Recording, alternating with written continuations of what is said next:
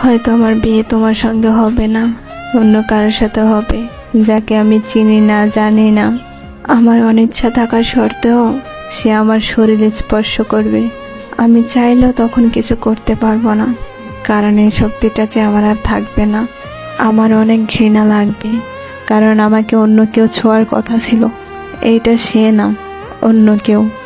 তখন আমি খুব কান্না করব, আর সে মনে করবে আমি সুখে কান্না করছি। কিন্তু সে বুঝবে না এইভাবে প্রতিদিন এক একটা রাত আমার কাছে ধর্ষণের রাত। তখন যে আমার কিছুই করার নাই, আমি একটা কাগজে স্বাক্ষর করে আমার নিজের জীবনটা অন্যের হাতে তুলে দিয়েছি। প্রতিদিন তার পরিবারের মন জোগাড় করে চলতে হবে আমাকে।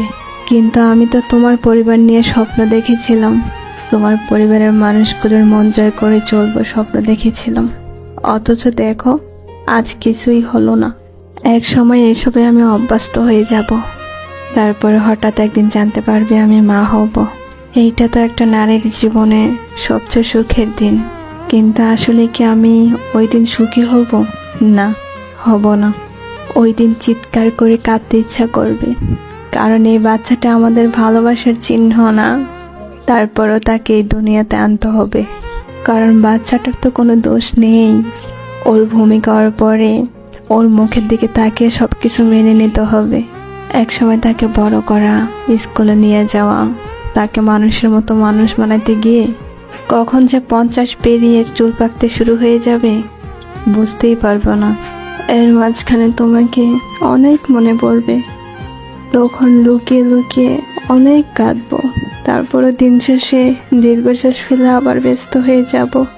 তারপরে হয়তো কোনো এক রাতে ঘুমের মধ্যে চলে যাব না ফেরার দেশে। সেদিন হয়তো তুমি আর জানবে না, হয়তো আমার কথা মনে করে গভীর রাতে তুমি আমার জন্য চোখ ভিজাবে।